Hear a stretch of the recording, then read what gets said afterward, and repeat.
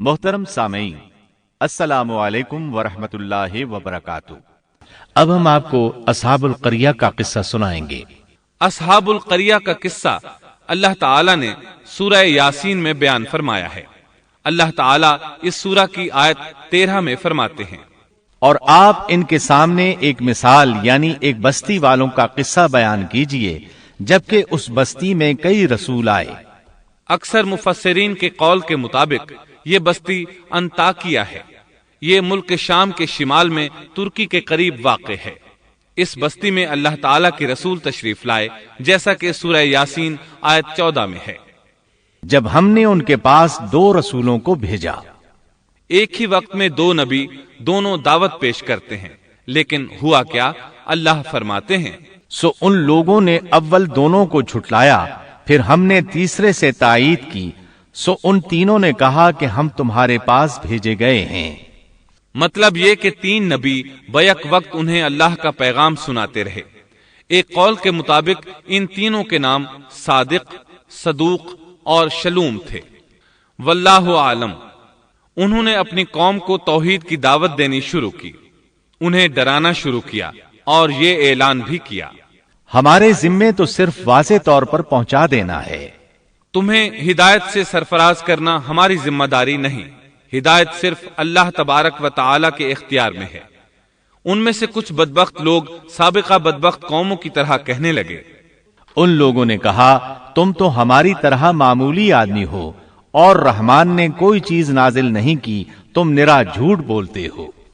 انبیاء کرام ان لوگوں کو دعوت حق دیتے رہے، توحید کا پیغام سناتے رہے، لیکن وہ لوگ اپنے کفر ہی پر ڈٹے رہے۔ انہوں نے کہا کہ ہم تو تمہیں منحوس سمجھتے ہیں، اگر تم باز نہ آئے تو ہم پتھروں سے تمہارا کام تمام کر دیں گے اور تمہیں ہماری طرف سے سخت تکلیف پہنچے گی۔ پہلے تو انہیں منحوس قرار دیا، پھر سنسار کرنے کی دھمکی دی، سخت سزا کی باتیں کرنے لگے۔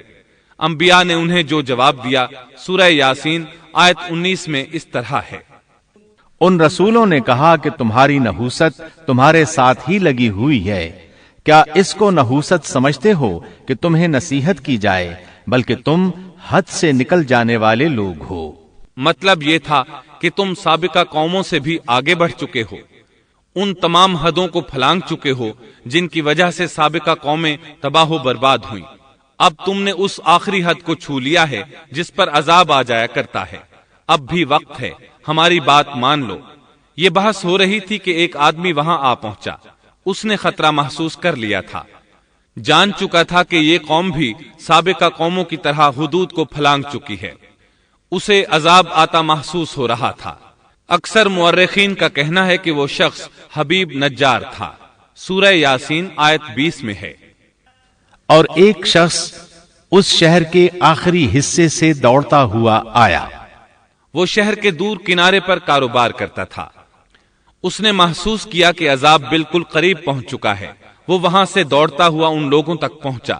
سورہ یاسین آیت 20 اور 21 میں اللہ تعالیٰ فرماتے ہیں، اور ایک شخص اس شہر کے آخری حصے سے دوڑتا ہوا آیا اور کہنے لگا، اے میری قوم، ان رسولوں کی راہ پر چلو، ایسے لوگوں کی راہ پر جو تم سے کوئی معاوضہ نہیں مانگتے اور وہ راہ راست پر ہیں۔ مطلب یہ کہ رسول تو تمہیں نیکی اور بھلائی کا حکم دیتے ہیں، کسی برائی کا حکم تو نہیں دیتے۔ ان کا اخلاق بھی عظیم ہے، یہ تم سے کسی اجرت کا سوال بھی نہیں کرتے۔ اس کے بعد اس نے جو کہا آیت 22 اور 23 میں مذکور ہے، اور مجھے کیا ہو گیا ہے کہ میں اس کی عبادت نہ کروں جس نے مجھے پیدا کیا، اور تم سب اسی کی طرف لوٹائے جاؤ گے۔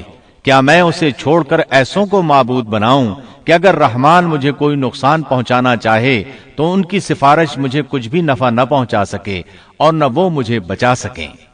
یہ جھوٹے معبود تو مجھے بچانے یا چھڑوانے کی ذرا بھی طاقت نہیں رکھتے۔ اگر اللہ تعالیٰ مجھے کسی طرح کی تکلیف پہنچانا چاہیں تو یہ میرے کچھ بھی کام نہیں آ سکتے۔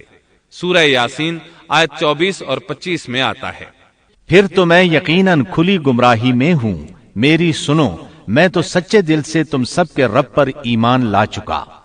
یہ باتیں سن کر قوم کے لوگ غصے میں آ گئے اور کہنے لگے، اچھا کیا تو بھی ان کے ساتھ ہے؟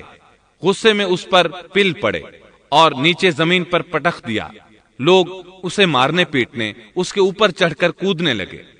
ابن عباس رضی اللہ عنہما بیان کرتے ہیں کہ اس کے پیٹ پر چڑھ کر کودنے لگے، یہاں تک کہ اس کی آنتیں باہر نکل آئیں۔ بالآخر انہوں نے اسے شہید کر دیا۔ سورہ یاسین آیت 26 میں ہے۔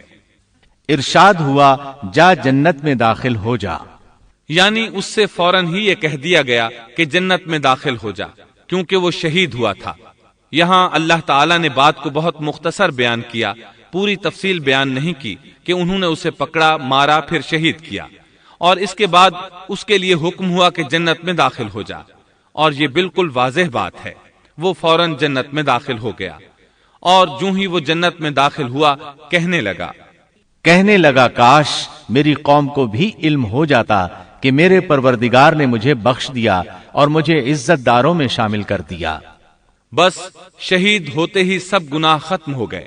اللہ کے راستے میں شہادت سے بڑھ کر کوئی شہادت ہو بھی تو نہیں سکتی۔ اللہ تعالیٰ کی بارگاہ میں دعا ہے وہ ہم سب کو بھی اپنی راہ میں شہادت نصیب فرمائے، اس لیے کہ شہید کو اللہ کی طرف سے وہ اعزاز اور اکرام ملتا ہے جو کسی اور کو نصیب نہیں ہوتا۔ اب اس قوم کی سنیے جس نے اسے شہید کیا تھا۔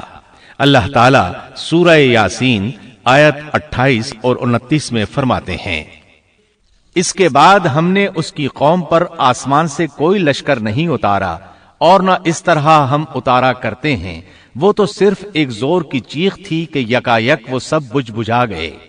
اس موقع پر جبریل علیہ السلام اکیلے ہی آئے تھے اور انہوں نے ایک چیخ ماری تھی، اور بس وہ سب کے سب اسی دم بجھ گئے، مر گئے۔ اللہ تعالیٰ آیت 30 میں فرماتے ہیں، ایسے بندوں پر افسوس، کبھی بھی کوئی رسول ان کے پاس نہیں آیا جس کی ہنسی انہوں نے نہ اڑائی ہو۔ یہ جبریل امین علیہ السلام کون ہیں، کیا ہیں؟ اللہ کی مخلوق میں سے ایک مخلوق ہیں۔ ان کی صرف ایک چیخ سے وہ سب وہیں ڈھیر ہو گئے، ایسے بن گئے جیسے آگ کے انگارے بجھے ہوئے ہوتے ہیں۔ سبحان اللہ، پاک ہے وہ ذات جو زبردست قوتوں والی ہے، اور جس نے جبریل علیہ السلام کو پیدا فرمایا ہے۔ اور جب جبریل مخلوق ہے اور مخلوق کی یہ طاقت ہے تو اس خالق و مالک کی طاقت کا اندازہ بھلا کون لگا سکتا ہے؟ اس کی طاقت کی کیا کوئی حد ہو سکتی ہے؟ یہ قصہ تھا اصحاب القریہ کا جنہوں نے پیغمبروں کو جھٹلایا، اور یہ تھے چند ایک واقعات ان نبیوں اور قوموں کے اور ان کی بستیوں کے جو سیدنا ابراہیم علیہ السلام اور سیدنا شعیب علیہ السلام کے درمیانی زمانے میں ہوئے، جن کے واقعات اللہ تعالیٰ نے ہمارے لیے قرآن کریم میں بیان فرمائے۔